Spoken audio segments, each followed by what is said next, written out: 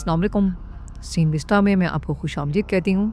मैं हाजिर हुई हूँ एक नई कहानी के साथ। तो शुरू करते हैं आज की कहानी। ज़रा सोचो, अगर तुम्हें एक खजाने का नक्शा मिले जो कि एक ऐसी जगह छुपा है जिसे 5000 साल से कोई नहीं ढूंढ पाया। कुछ ऐसा ही होता है इन लोगों के साथ। कहानी की शुरुआत में बे नाम का एक आदमी एक नकाबपोश लड़की का पीछा कर रहा था। एक अनजान शक्ति उसे उस लड़की की ओर खींच रही थी। वो नकाब के अलावा अपने सारे कपड़े उतार कर झील में कूद गई।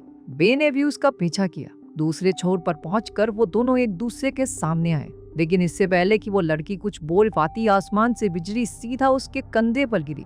बे को न जाने कैसे अचानक से पता चल गया कि लड़की का नाम शर्ली है। लड़की के नीचे की जमीन उसे अंदर खींचने लगी। बे ने उसे बचाने की बहुत कोशिश की, लेकिन धरती ने उसे पूरा निगल लिया। झटके से उसकी नींद खुली और उसे समझ आया कि वो सपना देख रहा था। पता चलता है कि पिछले कुछ दिनों से बे को बार बार यही सपना आ रहा था। शाम को वो अपने दोस्त काई के साथ मिस्टर नाइंग के घर पहुंचा, जिसने उसके दोस्त यूक को पकड़ रखा था। यूक बार बार दोहरा रहा था कि उसने कोई चोरी नहीं की, लेकिन वो लोग उसकी बात सुन ही नहीं रहे थे। बे की रिक्वेस्ट पर मिस्टर नाइंग यूक को छोड़ने के लिए मान गया, लेकिन इसके बदले उसे सेलेस्टियल बोन नाम की एक करिश्माई चीज को मिस्टर नाइन के लिए लाना होगा। उन्हें पता चला कि सेलेस्टियल बोन तक पहुंचने का नक्शा एक लड़की के पास है। बे ये देखकर चौंक गया कि यह वही लड़की है जिसे वो पिछले कुछ दिनों से अपने सपनों में देख रहा था। उनकी बात सुनकर शर्ली नक्शा देने को तैयार हो गई, लेकिन सिर्फ इस शर्त पर कि वो भी उनके साथ चलेगी। वो एक बोट में अपनी मंजिल की ओर निकल पड़े। उसी बोट पर एक और आदमी भी मौजूद था जो दूर से ही उन पर नजर रखे हुए था। अचानक शर्ली को महसूस हुआ कि कुछ तो गड़बड़ जरूर है। उसकी कंपास की सुई भी गोल गोल घूमने लगी। तभी उनकी बोट बहुत तेजी से हिली, मानो किसी बहुत बड़ी चीज से टक्कर हो गई हो। ये बात बहुत अजीब थी क्योंकि पानी बिल्कुल शांत था। बे ने सभी यात्रियों को उनकी सुरक्षा के लिए बोट के अंदर भेज दिया। अचानक उस विशालकाय दानव ने अपनी पूरी ताकत से जहाज पर हमला किया। वो जहाज के अगले भाग को तोड़ता हुआ डेक पर पहुंचा। वो चारों अपनी पूरी ताकत से लड़ रहे थे, लेकिन उसकी चमड़ी इतनी सख्त थी कि उस पर कोई असर ही नहीं हो रहा था। यूक ने हीरो बनते हुए उस दानव की चिम पर वार किया, लेकिन उसने बड़ी आसानी से उसे दूर फेंक दिया। हीरोगिरी के चक्कर में अपने अनमोल रत्न को बैठ गई। उधर शर्ली ने दानव के चेहरे पर विस्फोटक तीर से हमला किया, जिससे वो वापस पानी में जा गिरा। बे ने उस मॉन्स्टर को कैद करने का प्लान बनाया। उन्होंने बोट से सेफ क्लॉथ को उतारकर उसे जाल की तरह डेक के बीचों बीच बिछा दिया। उन्होंने उसे जाल में फंसा तो लिया, लेकिन वो इतना ताकतवर था कि उसने बोट के सारे एंकर्स उखाड़ दिए। एन मौके पर उस अनजान आदमी ने एंट्री मारी और अपने इलेक्ट्रिक वेपन से उस रहस्यमयी जीव को ऐसा खतरनाक झटका दिया कि वो वहां से दुम दबा के भाग निकला। यह आदमी डॉक्टर सन नाम का एक साइंटिस्ट है और वो भी सेलेस्टियल बोन के ही चक्कर में उनके पीछे आया था। उसने उन्हें बताया कि इस दानव को उसी चीज की सुरक्षा के लिए यहाँ छोड़ा गया था और उन्हें रास्ते में ऐसी कई और मुश्किलों का सामना करना होगा। उसकी नॉलेज से इम्प्रेस होकर उन्होंने उसे भी अपनी टीम में शामिल कर लिया। लेकिन तभी वहाँ मिस्टर नाइन की बेटी लिन भी आ धमकी। दरअसल यूक और लिन का चक्कर चल रहा था। वो लिन से मिलने के लिए घर में घुसा और गार्ड्स ने उसे चोर समझ के दबोच दिया। रास्ते पर आगे बढ़ते हुए उन्हें पहाड़ की चोटी पर एक मंदिर मिला। मंदिर की जांच के दौरान बे ने एक हिडन स्विच दबाकर छुपा हुआ रास्ता खोल दिया, जिसका इस्तेमाल करके वो सब नीचे मौजूद एक बहुत बड़ी सुरंग में पहुंचे। थोड़ा चलने पर उनके सामने एक बंद दरवाजा आया, लेकिन बे ने अपनी जबरदस्त लॉक पिकिंग स्किल्स से दरवाजा खोल दिया। उस दरवाजे के पार सब कुछ दूर दूर तक बर्फ में ढका हुआ था। क्योंकि धरती भी जमी पड़ी थी तो उस पर चलना बहुत मुश्किल हो रहा था। जब वो सीधी ढलान पर पहुंचे तो शिल्ले फिसल गई। बे भी उसे बचाने के लिए उसके पीछे कूदा। उसने अपने खंजर को जमीन में गाड़ कर नीचे गिरने से खुद को रोका, लेकिन पीछे से बाकी सब फिसलते हुए आए और उन्हें भी अपने साथ खींच लिया। जब वो फिसलते हुए नीचे जा रहे थे तो बे ने देखा कि वो सब बर्फ के नुकीले टुकड़ों की ओर बढ़ रहे हैं। शर्ली ने अपने हुक को फेंककर खुद को रोकने की कोशिश की, लेकिन वो बर्फ के पिलर इतने ताकतवर नहीं थे। बे ने देखा कि उन नुकीली चट्टानों के बीच ही एक तो छोटी टनल्स भी मौजूद हैं और अगर वो अपने आप को उनकी तरफ धकेल दें तो जान बच सकती है। उसने एक बार फिर से अपने खंजर को बर्फ में काट कर खुद को रोका और शर्ली के साथ मिलकर बाकी सबको उन टनल्स की तरफ डिफ्लेक्ट करने लगा। कुछ देर बाद खंजर के आसपास की बर्फ टूट गई और वो दोनों तेजी से उन नुकीली बर्फ की चट्टानों की ओर बढ़ने लगे। उसने शर्ली को बचाने के लिए उसे टनल की ओर धक्का दे दिया और खुद तेजी से मौत की तरफ बढ़ने लगा। एंड मौके पर शर्ली ने अपने ग्रैपलिंग हुक को उसके बैग में फंसाकर उसे भी टनल में खींच लिया और उसकी जान बचाई। वो अब एक दूसरी गुफा में पहुंच गए थे जहां काफी अंधेरा था, लेकिन इस बार वो अकेले नहीं थे। जल्द ही उन्हें थोड़ी मिट्टी हटाने पर एक और दरवाजा दिखा।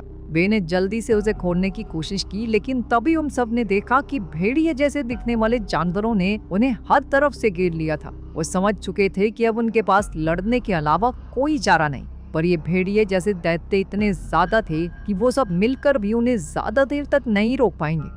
वे समझ गया कि उन्हें छत के रास्ते से ही निकलना होगा, वरना वो सभी भूखे भेड़ियों का खाना बन जाएंगे। उसने बाकी सबको वहां लटकी पेड़ की बेलों को पकड़कर ऊपर चढ़ने को कहा और खुद हाथ में मशाल लिए उन भेड़ियों को दूर हटाने लगा। लेकिन इससे पहले कि उनमें से कोई ऊपर पहुंच पाता, वो बेल टूट गई और सभी धड़ाम से नीचे गिरे। लेकिन इससे वो लकड़ियां जिससे उस छेद को ढका गया था, वो भी बेल के साथ नीचे गिर पड़ी और सूरज की रोशनी अंदर आने लगी। जल्द ही उन्हें पता चला कि ये भेड़िए रोशनी सहन नहीं कर सकते, क्योंकि सूरज की किरण के संपर्क में आते ही उनका शरीर जलने लगता है। शर्ले ने वहां पड़ी पेड़ की टहनियों को अपने हुक से बांधकर छत के रास्ते से बाहर निकलने का जुगाड़ किया। एक एक करके सब वहां से निकल गए, लेकिन जब बे की बारी आई तो सोच बादलों में छिप गया। भेड़ियों ने एक के बाद एक उस पर हमला करना शुरू कर दिया। भेड़ियों के लीडर ने उस पर झपट कर बे को धरती पर गिरा लिया। इतने में सूरज के आगे से बादल हट गए और अपने दोस्तों की मदद से बे मौत को छूकर टक से बाहर आ गया। शर्ली भागकर रोते हुए उससे लिपट गई। बाद में जब वो उसके घावों पर पट्टी कर रही थी तो उसे बे के कंधे पर वही शापित निशान मिला जो उसके कंधे पर भी था। उसने सबको बताया कि सालों पहले उसके पूर्वज गलती से एक शैतान की गुफा में पहुंच गए थे। उनके आने से उस शैतान की नींद टूट गई और बहुत सारे दैत्यों ने इंसानों पर हमला बोल दिया। इसके बाद उन सभी लोगों के कंधों पर वो शापित निशान आ गया। उस बुरी शक्ति की ताकत से वो सभी लोग 50 साल के होने से पहले ही मर गए और उनके बच्चों को भी ये श्राप विरासत में मिलेगा। शर्ली के हिसाब से वो सेलेस्टियल बोन जिसे वो ढूंढ रहे हैं, वो इस निशान को उनके ऊपर से हटा सकती है। वो अगले दिन दोपहर के समय वहां वापस पहुंचे ताकि सूरज की किरणें अपने चरम पर हों। वो सब फिर से उस गुफा में दाखिल हुए जहां वो वैम्पायर भेड़िए उनका इंतजार कर रहे थे। बे ने बिल्कुल समय न बर्बाद करते हुए जल्दी से दरवाजा खोला। जमीन नीचे धंसने लगी और उन्हें एक और कमरा दिखाई दिया जो एक मंदिर जैसा लग रहा था। बे ने वहां मौजूद एक मोमबत्ती को जलाया जिससे वो पूरी जगह जगमगा उठी। उसने हिसाब लगाया कि इस जगह को जरूर किसी पेट्रोल जैसे जल्दी आग पकड़ने वाले पदार्थ से ऊर्जा मिलती होगी। वो सब बड़े ध्यान से चल रहे थे, लेकिन तभी बे का पैर एक ट्रिगर पर पड़ा, जिसके बाद वो पूरा कमरा हिलने लगा। अचानक उनके ऊपर ढेर सारे तीर बरसने लगे। वो सब किसी तरह बचते बचाते आगे बढ़ ही रहे थे कि बे को आभास हुआ कि उन पर एक और अटैक होने वाला है। अचानक उनकी तरफ तेजी से घूमती हुई तलवारें आईं। सभी लोग इससे बाल बाल बचे। इसी तरह वहां कदम कदम पर कई जानलेवा जाल बिछाए गए थे। वो किसी तरह इस सब से बचते हुए हवा में तैरती उस सेलेस्टियल बोन तक पहुंचे। बे धीरे से उसकी ओर बढ़ा और उसे उठाकर अपने बैग में डाल लिया। लेकिन तभी शर्ली ने देखा कि बहुत सारी विशालकाय मकड़ियां उनकी ओर आ रही हैं। कुछ देर उनसे लड़ने के बाद बे समझ गया कि वो सिर्फ उस सेलेस्टियल बोन के पीछे है। उसने अपनी जान जोखिम में डालकर सभी मकड़ियों को अपने पास बुला लिया ताकि बाकी सब वहां से सही सलामत निकल सके। शर्ली ने वहीं रुककर बे की मदद करने का फैसला लिया, जबकि बाकी सब ऊपर की तरफ गए। अपनी रफ्तार और शर्ली की मदद से बे भी दूसरी तरफ पहुंचने में कामयाब हुआ, और इससे पहले कि वो वहां से भाग पाते, उन मकड़ियों ने अपने जाले से सीढ़ी चढ़ रही शर्ली को नीचे खींच लिया। बे उसे बचाने के लिए वापस लौटा और देखते ही देखते उनकी पूरी टीम एक साथ मिलकर उन खतरनाक मकड़ियों का सामना करने लगी। उन्होंने प्लान बनाया कि यूक पूरे कमरे में पेट्रोल छिड़केगा, जबकि बाकी सब इस दौरान इन मकड़ियों से बचने का जुगाड़ करेंगे। यूक उन सभी मकड़ियों से बचता बचाता अपने साथियों के पास पहुंचा। उसके अंदर आ जाने के बाद बे ने अपने लाइटर से पेट्रोल में आग लगा दी। आग बहुत तेजी से फैलने लगी और वहां मौजूद लगभग सारी मकड़ियां जलकर राख हो गई। लेकिन जल्द ही आग और धुएं की वजह से उन सब का दम घुटने लगा। अचानक शर्ली ने देखा कि उसकी कंपास ठीक वैसे ही घूम रही है जैसे वो बोट पर घूम रही थी। इससे उन्हें शक हुआ कि वो शायद नदी के बहुत करीब है। वो दीवार को तोड़ने की कोशिश करने लगे। दूसरी तरफ से वो दानव जिससे वो बोट पर लड़े थे, वो भी दीवार पर टक्कर मार रहा था। जल्द ही दीवार टूट गई और पानी तेजी से अंदर आने लगा। मौका मिलते ही सभी लोग वहां से बाहर की ओर भागे। बे ने देखा कि वो दानव उसका पीछा करते हुए उस तक पहुंचने ही वाला है। लेकिन खुशकिस्मती से वो मलबे के नीचे दब गया, जिससे बे और बाकी सबकी जान बच गई। हम देखते हैं कि आखिर में वो सब सही सलामत अपने घर की तरफ निकल पड़े। उम्मीद है कि आपको आज की हमारी स्टोरी पसंद आई होगी। मजीद वीडियोस के लिए हमारे चैनल को सब्सक्राइब कीजिए और बेल आइकन को प्रेस करना ना भूलिए, ताकि हमारी नई वीडियोस की अपडेट्स मिलती रहें। शुक्रिया।